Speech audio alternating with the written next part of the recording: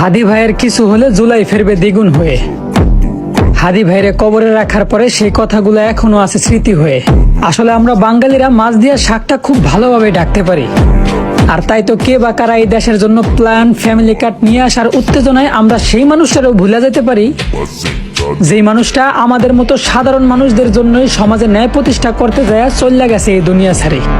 আর আমাদের দেশে কিছু বেজন্মা মিডিয়া তো আছেই, যারা দেশের কোনায় কোনায় কে কোন ভাবে নির্যাতিত হইতাছে চাইলেই তারা তুলে ধরতে পারে, কিন্তু তাদের তো প্রমাণ করতে হবে যে তারা বেহায়া।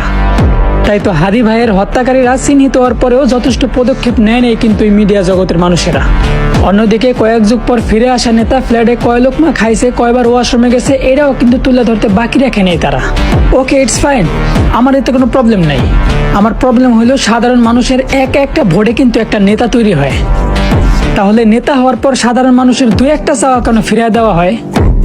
আমাদের সাধারণ মানুষের একটাই চাওয়া যে আমরা হাদি হত্যার বিচার চাই।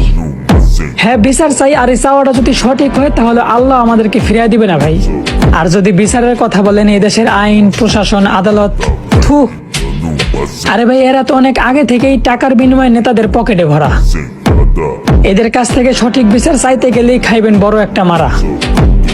কলঙ্কিত শাসন ব্যবস্থায় কলঙ্কিত করলো এই সমাজটারে। নির্লজ্জ কোথাকার।